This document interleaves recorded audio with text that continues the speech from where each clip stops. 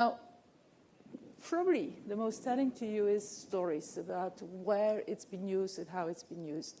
And I have a few here. The first is actually rather banal. You probably all know that in big organizations, you do these people surveys on a regular basis where you measure the crowd. And when out of this comes a red light, you sit together and you do a little workshop and you think, oh, I think it's this. And you take some decisions. Now, this happened exactly within Shell, and this is 8 years ago, so I can talk about it. They gave me the permission to do so.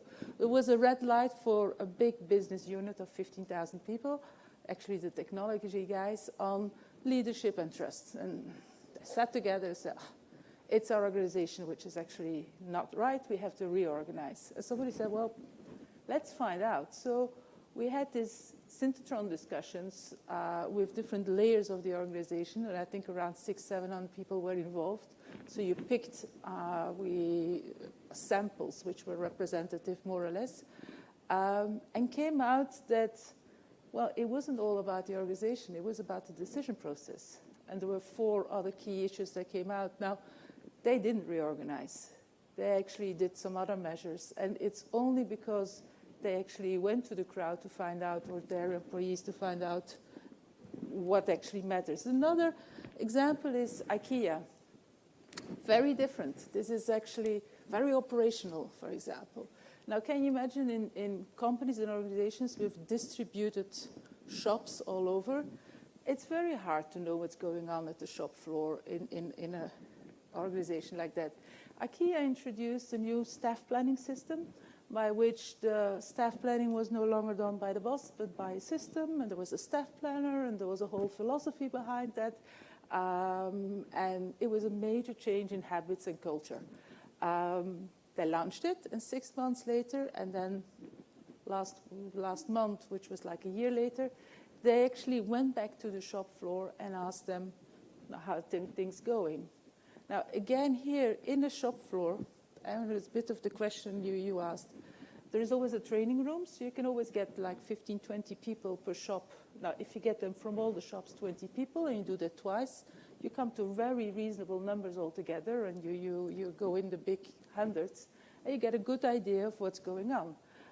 So they asked them, again, how the staff planning, how they perceived it, what were the things they liked about it, what were the things that could be optimized. They took the actions. The next year, they're doing it again. So it's a way to actually engage with the inner crowds in order to improve very operational performance. So it's not high-level stuff. This is high-level stuff. This is actually, RWE is, I don't know whether you know it, it's one of the 5 biggest energy players in Europe. It's a German headquarters, but it's actually market leader or number 2 or 3 in many countries like Belgium, Netherlands, UK, I think even in Czechoslovakia, Poland, they are, Switzerland, they even have an office here in Singapore. So they're not a small company, they're a very big company. Now what happened in Germany is that the German government decided that nuclear was out from one day to the other, and they had a very heavy nuclear base in their production, and that also the green production was dominant on the traditional fuel and coal production of electricity. So you had to, traditional production had to balance off for when green was ever not producing. When the wind was not producing, the coal fire had to go on. So that means that they had to rethink reinvent themselves. They had to really rethink who they are. And they did this with the clever heads and the consultants, came up with a few options, and then just said, well, we have this very huge group of people in our organization. Let's find out what they think. So they didn't just openly listen to them, they just proposed them 3 options. They said, this is what we're thinking of, the very different options. They invited their top 1,000 managers, which meant that every country more or less had 20 to 100 participants, not even 100.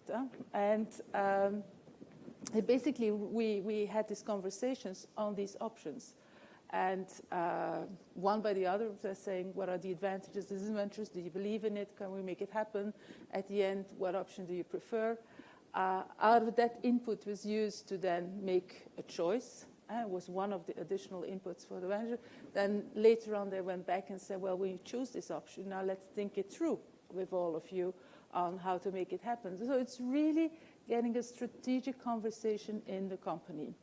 And the further you go in the strategic conversation, the deeper we go into the organization. So we went in the next levels of conversations, like 6 months later, you actually go deeper in the organization because you're much more specific. The story is actually, and I think what we do most is change. This is a mobile company in Belgium, but it's like any telecom company. It's under continuous transformation, technical change, newcomers. It's probably one of these industries that is changing fastest. So finding out how your organization is able to cope with that change is a key thing. And the CEO said, well, I just don't want to know, do they believe in our strategy? Do my people believe we're going to make it happen? Do they believe it's the right strategy? And what is it? What are the key success factors they see and the key enablers they have to make it happen? And it's that type of conversations we do with loads of companies. It's basically finger on the pulse in change projects. And again, you reach out to hundreds and thousands. Some of these companies actually invite everyone because they want this to be seen as an engaging thing. In some companies, you just invite samples or you invite layers, and you have to think very carefully beforehand with whom you do that. Now, these were stories. Oh, yeah, the last one I forgot. It's an important one because we see this more and more. Now, these big companies being confronted with this environment of creative destruction, whatever you call it, coming partly out of the crowdsourcing, the crowd economy, and banking especially, as you mentioned, Sean, they realize that in order to be successful, I mean, they have to see they're making their strategies, they know where they think they know where they want to go, but all of them are confronted with a changing culture. They realize that by behaving the way they're behaving today, they're not going to make it.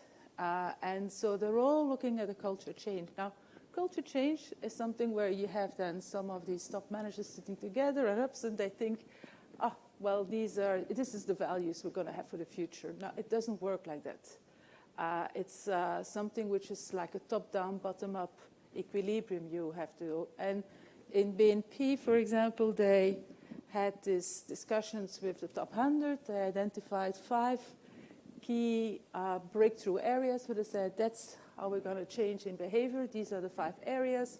And we went back to the organizations. And there, for example, it's very important, we went back to different constituencies separately. You listen to the high potentials differently than your top managers, differently than your middle managers, differently than the guys out there on the retail floor.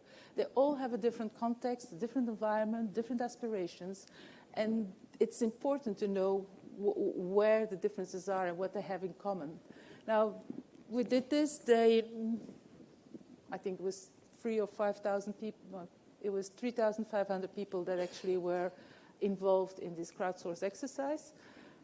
End to end, this is 1 month. They decided it. They're regular customers, so we know them well. They know us well. They decided that they wanted to work on this. Oops, I have to go faster. They decided they wanted to work on this. They involved the crowd, and they just got the results. I just realized